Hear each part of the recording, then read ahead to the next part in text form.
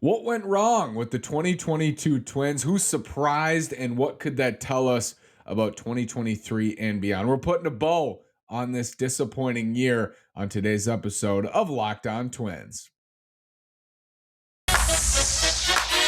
You are Locked On Twins, your daily Minnesota Twins podcast, part of the Locked On Podcast Network, your team every day.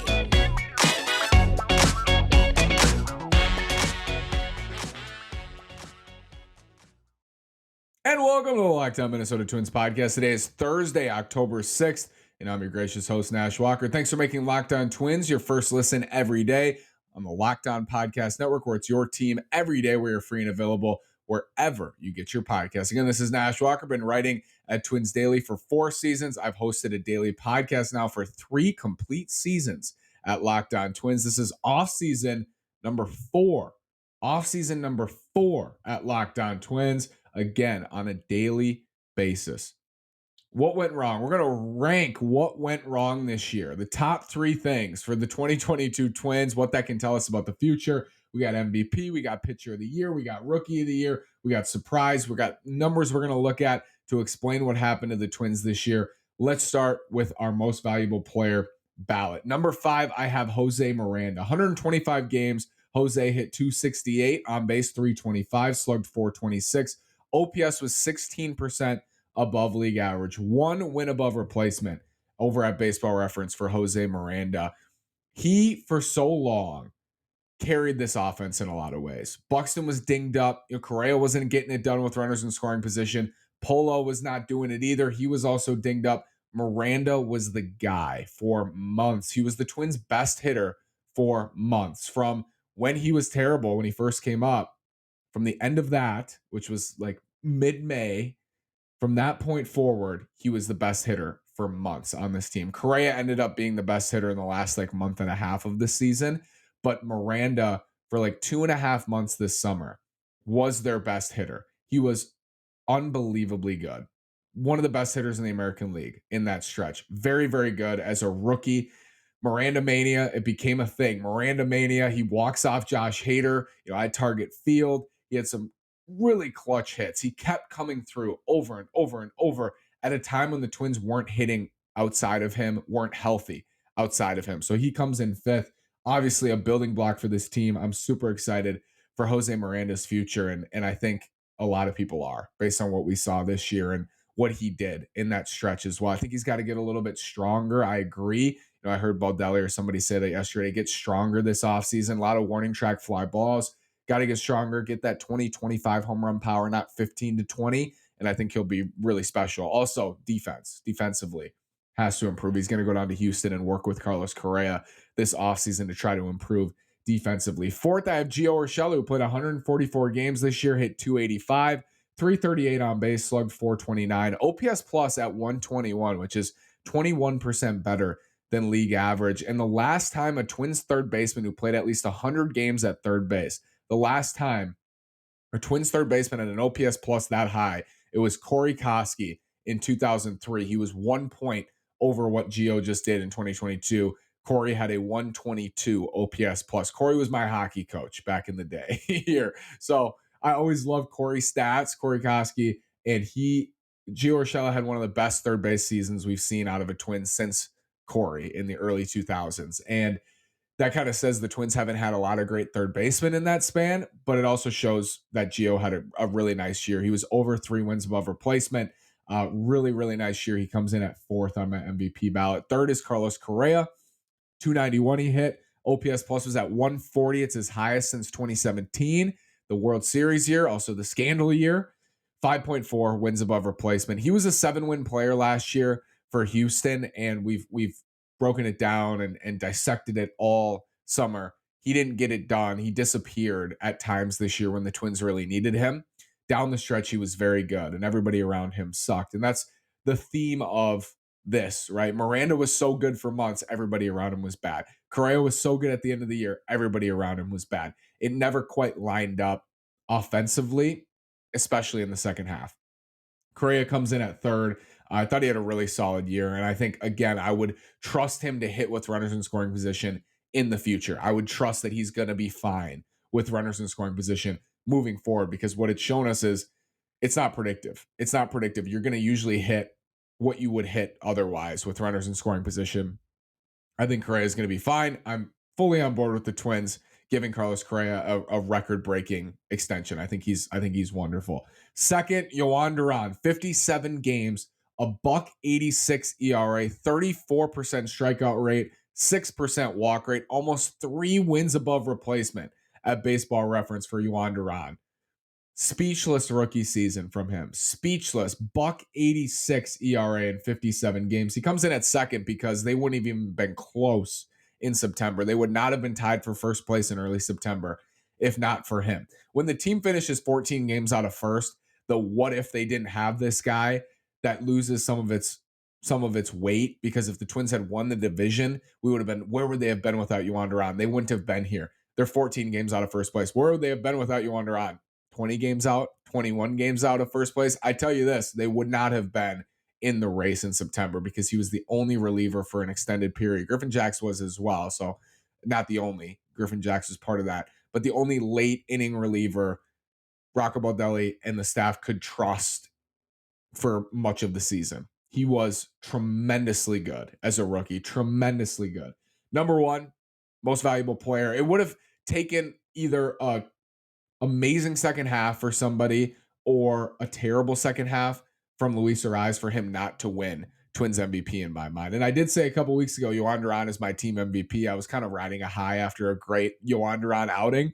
I'm going to give it to Louis. Batting champ, hit 316, 375 on base, 130 OPS plus, and he was worth 4.4 wins above replacement. The reason Louis is my MVP this year is because in the first half, he was like the guy. He was the storyline. There was national attention on Luis Ariz because he was so incredibly good in the first half. He carried this offense. He was the spark plug. He was unbelievably good in the first half.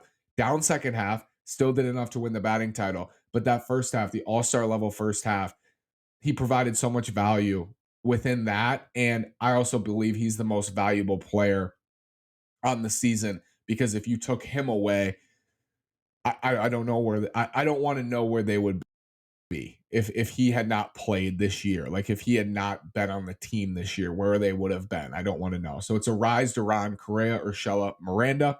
That's my MVP ballot. You will notice no starting pitchers. Pitchers of the year. What went wrong? What can it tell us about the future? Some eye-popping splits from 2022 coming after this word from Bet Online. Bet Online is the fastest and easiest way to bet on all your favorite sports needs.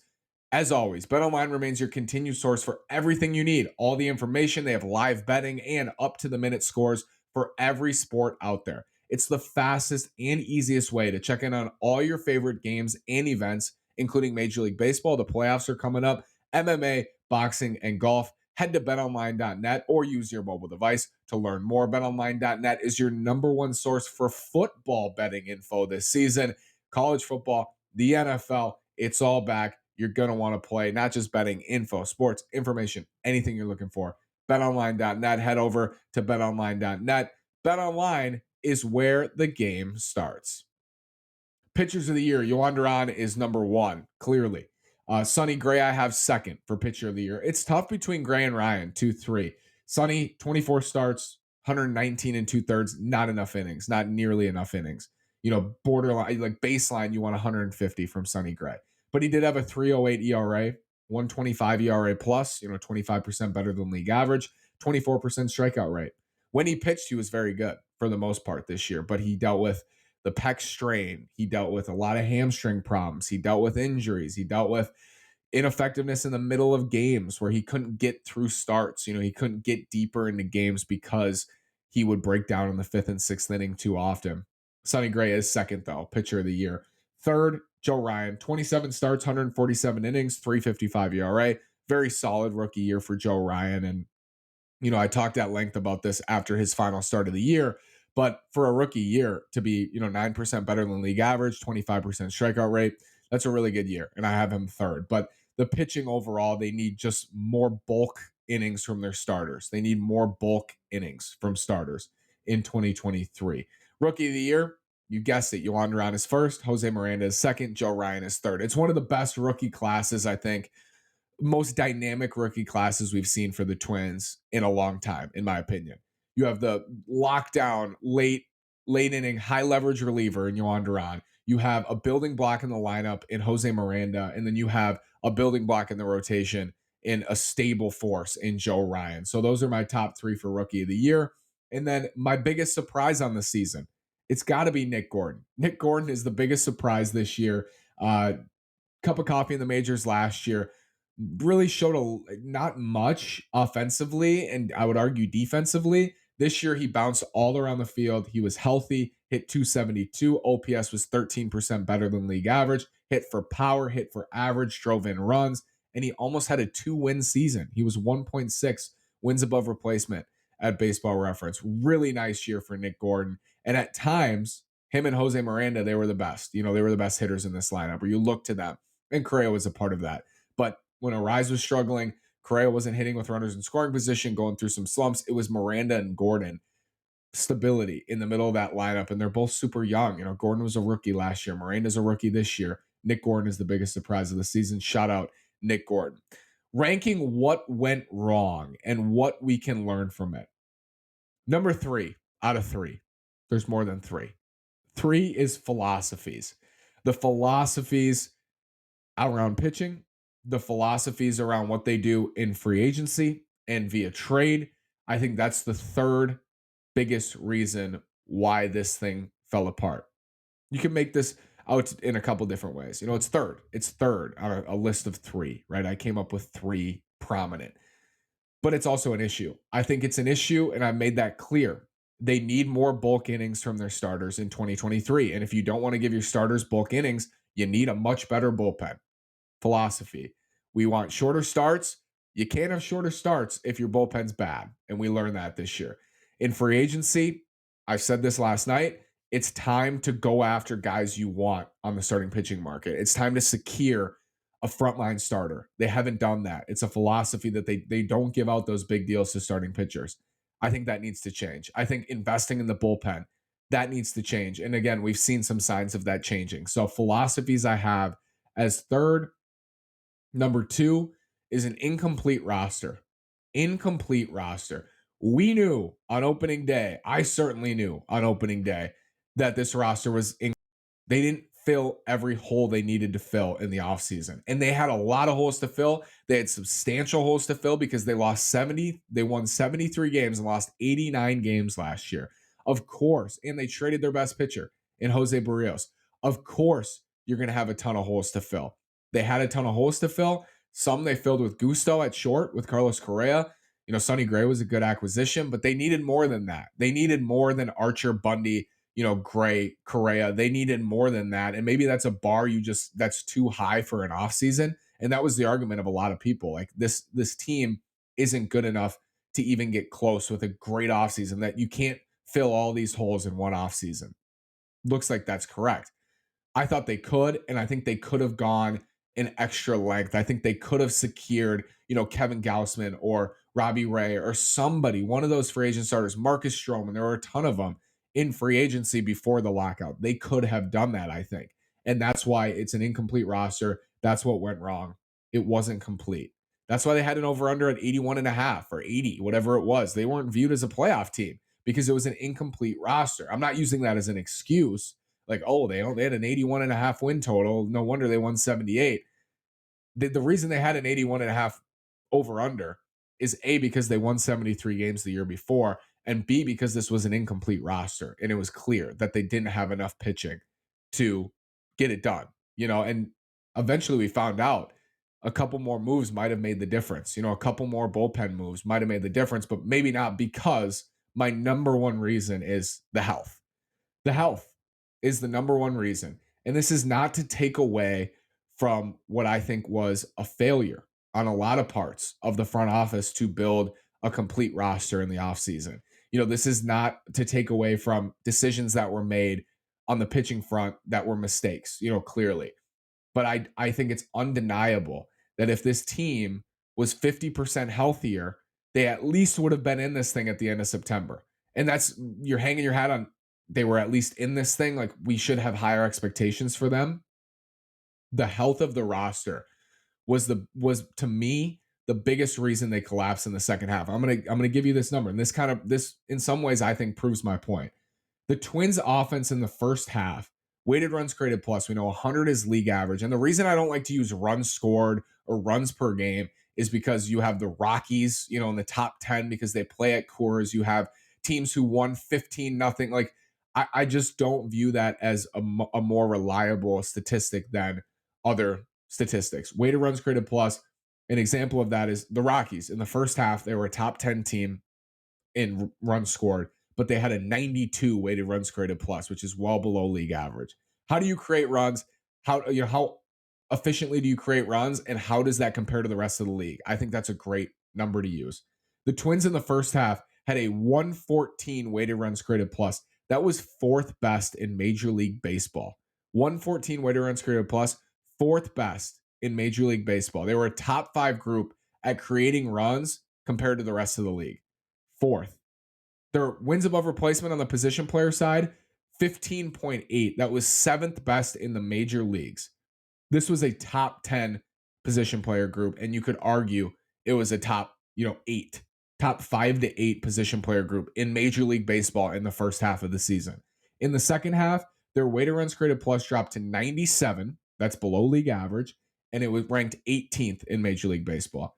Their wins above replacement, 5.3, a third of what they had in the first half. That was tied for 21st in the second half of the season.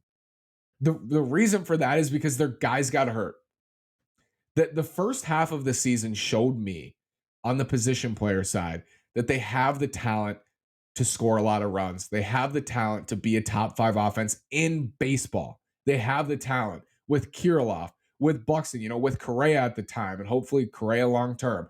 Miranda, Luis Ariz, Jorge Polanco, the list goes on of guys who are super talented hitters and super talented players. And I think the first half showed us that that's true. It's in the numbers. It's in the pudding. It's true.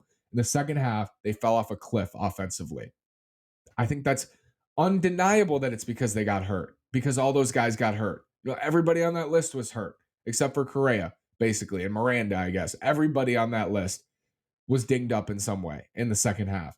The pitching on the season, same old story. 398 team ERA. That was tied for 18th. 10.7 wins above replacement. That was 20th. So the staff is below average again in 2022. That needs to change. Like, that's obviously been the biggest problem, right? The pitching was awful in 2021, and the pitching was not good again in 2022. But if you can get this pitching staff into the 10 to 15 range in ERA and wins above replacement, which that's not a huge jump next year, staying a little bit healthier, I think they can do that with Malley and Gray, and they need to go out and get another guy, as I've said. You get to that 10 to 15 range. Again, I think this offense can be at least top 10 in the big leagues. They showed us that in the first half. They've showed us that in recent seasons. Guys on this roster have shown us that they can be elite talents. They just need to stay healthy. And that's a huge if for this team. Defense. Negative 17 outs above average this year. That was 24th in baseball. So way down there in outs above average. In defensive runs saved, they had 23 defensive runs saved positively. That was 13th in baseball. I don't view the defense as a huge problem for this team. I think they have some big defensive questions in the offseason, like, is Gio at third? Are they going to give Miranda third base and have Louis play first? Who's your shortstop? Obviously, that's a big defensive question. I think the outfield defense, Selly's a really solid backup center fielder out there. He got better this year. He made some great catches. He's got good range. He came up as a 60, 70 grade center fielder through the minor league system. Byron Buxton is the best center fielder in the world. Max Kepler is likely gone, so that takes something away in right. And then Trevor Larnach graded wonderfully in left field. So they do have some questions, but they have certain guys in place who are really good defenders, Buxton specifically. And if they retain Correa, that would go a long way. But, defensive runs saved, outs above average, they're just below league average in terms of defense. They can get better, but I just think the makeup of the roster is going to make that difficult, in my opinion, because you have a lot of plotters, Miranda and Ariz and Polanco. Like these are guys who aren't elite defenders, and it's going to be hard unless they get much better to be an above average unit defensively. But to me, like if you're in the 15 to 18 range defensively, I think that's probably fine if you get that back offensively. It's a thin line. It's like that scale. If you can get more offense for a defense that's slightly below league average, which the numbers say they were this year, I think that's okay. I think that's an okay trade-off. It's a trade-off because Miranda, is going to hit, but is he going to defend? And these guys can get better, and they should in the offseason. That's something that needs to be a focus for a lot of these guys in multiple positions. Matt Wallner in right field as well. We'll see how the defense fares, and we'll see how it looks on paper, but they're about just below league average in terms of defense this year by the two biggest statistics that we like to use. So that's kind of a season in review for you of 2022. We're going to start roster questions Friday, Gio Urshela, and we're going to start to Gio Urshela. We're going to talk about on Monday and the decision there and what to do at their base. Friday, we're going to look at the most important players in the organization, ranking the most important players in the Twins organization, because I think that's where you have to start. You have to start with the players. Who's the most important? And I think that'll tell us a lot about what happened this year, too.